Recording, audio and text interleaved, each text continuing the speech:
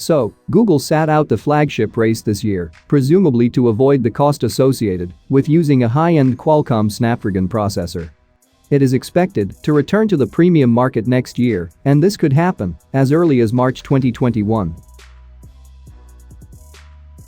But before further ado, if you do end up liking what you see here, please consider subscribing and turn on notifications by hitting that bell icon. Now let's get back to the video.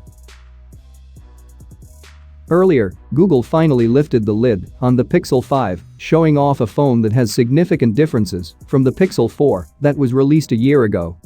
A couple of notable features are missing this year, but Google has promised the most interesting will be back in the future.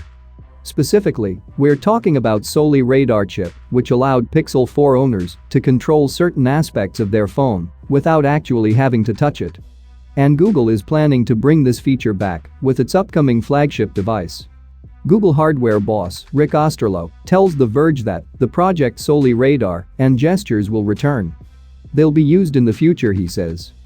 They were just too expensive for the phone that Google wanted to build this time.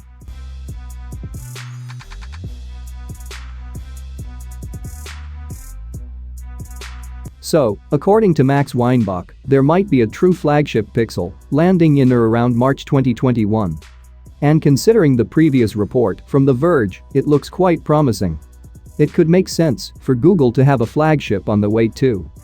With Google's current phones all merging together, a little bit of true flagship could stand out among them. When you think about it, it's not hard to see why Google pulled that particular feature from the Pixel 5.